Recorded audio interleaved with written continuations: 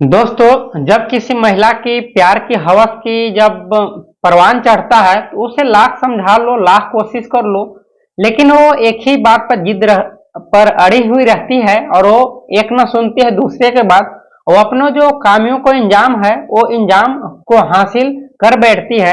दरअसल एक दिन की एक महिला की एक कहानी है कि एक महिला ने अपने पति को मृत्यु हो जाने के बाद भी ये दोस्तों एक कई एक लड़के से के साथ अफेयर चलता था।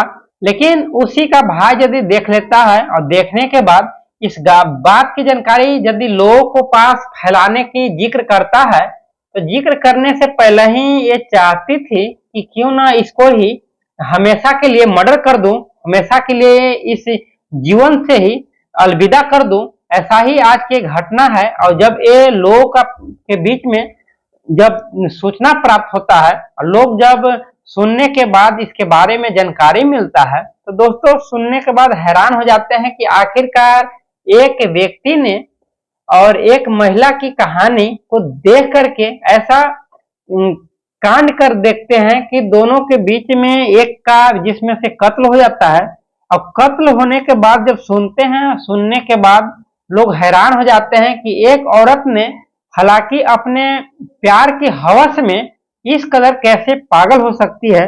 दरअसल एक घटना जो है ये घटना पंजाब की है। मैं इस पंजाब की जो घटना है अच्छी तरीके से जो भी कहानी है मैं इस कहानी को सिलवार तरीके से समझाने का प्रयत्न करूंगा। नमस्कार, आदाब, सत श्री अकाल, मेरा नाम रामजी राज।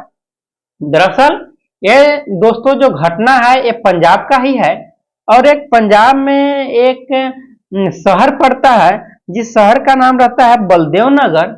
और इसी बलदेव नगर शहर के इलाके में एक परिवार जो है अच्छी तरीके से गुजर बसर कर ही रहा था। तभी से उसके घर का जो कंडीशन है अच्छी तरीके से चल रहा था।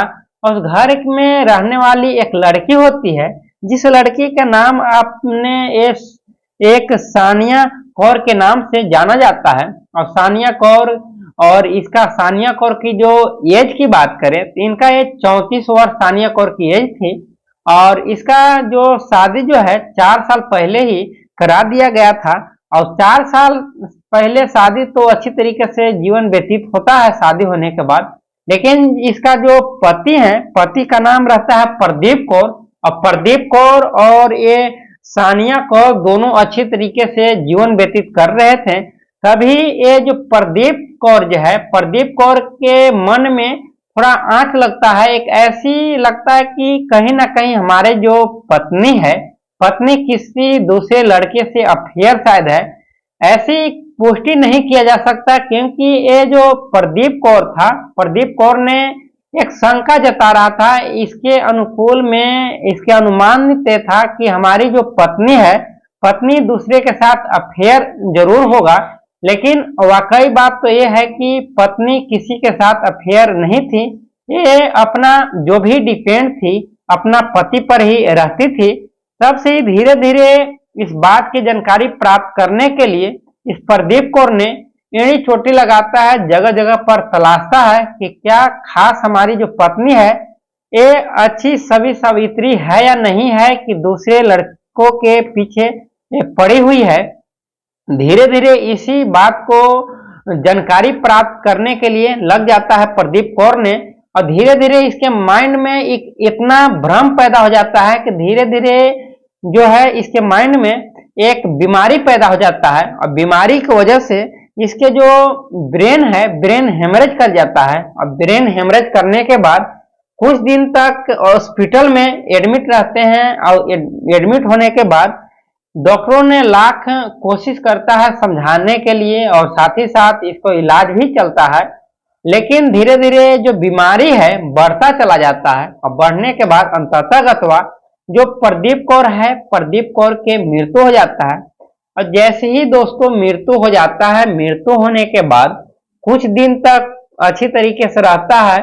लेकिन घर में जो प्रदीप कौर है, प्रदीप कौर के एक बड़े भाई है जिसका नाम है कमल कौर।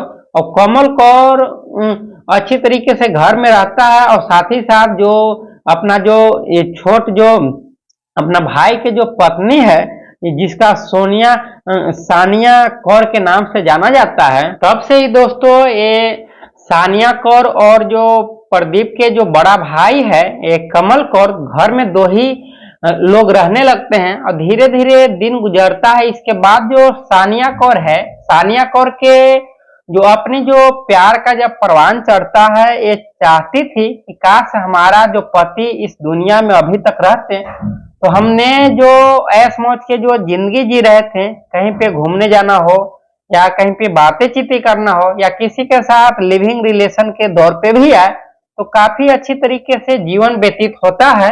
लेकिन हमारी पति के खो जाने के वजह से हमारा जो जीवन में एक समझे तो कालीन एक ऐसी हड़बड़ी मच गई थी इस सोनिया कौर के प्रति, ये अपना एक पल भी रहना पसंद अकेली में नहीं चाहती थी।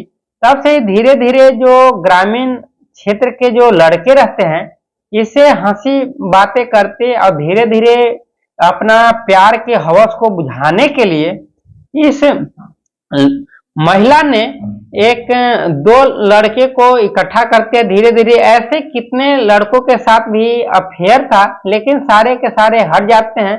लेकिन उसमें से दो लड़के इस कदर, दोनों लड़के ने इस सानिया कौर के बीच में पागल हो जाते हैं कि होने के बाद दोनों ने एक शादी करने के लिए भी फैसला करते हैं और जगह जगह पे जाते हैं, आपस में फिजिकल रिलेशन भी बनाते हैं। कहीं भी घूमने जाना हो या कहीं भी टहलना हो, हर बात की जानकारी दोनों लड़का जो है सानिया कौर को ख्याल रखते हैं और सानिया कौर भी दोनों लड़के को भी ख्याल रखती थी।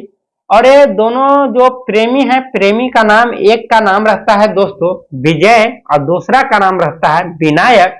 दोनों ने शादी करने के लिए फैसला करते हैं। लेकिन इस बात में दोनों के बीच में थोड़ा बहुत विवाद होता है कि जो सानिया कौर है, सानिया कौर से विजय शादी करेगा, तो वहीं पे ये विनायक बताता है कि नहीं, सानिया कौर से शादी मैं करूंगा।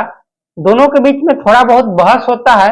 तभी धीरे धीरे कभी भी बातें करना हो या कहीं भी किसी चीज में आपस में शारीरिक संबंध बनाने की मैटर हो, कुछ भी बातें करना हो या कहीं भी कुछ भी मैटर हो, तो आपस में मिलते थे, बैठते थे।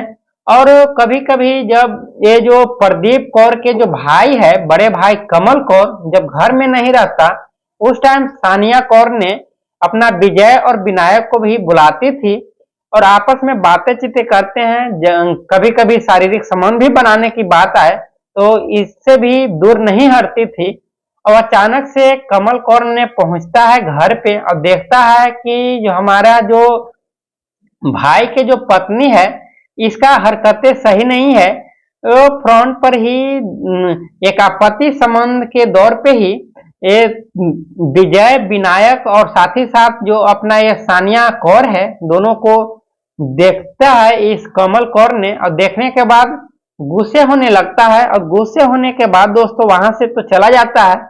लेकिन एक दिन के बाद एक कमल कौर बुलाता है इस सानिया कौर को। अब बुलाने के बाद समझाता है कि ये जो हरकतें कर रहे हो सही नहीं है। तो सानिया कौर ने जवाब देती है कि आप जो कर रहे हो आप सही नहीं कर रहे हो, मैं जो जहां भी हूं अपने आप में मैं सही हूं।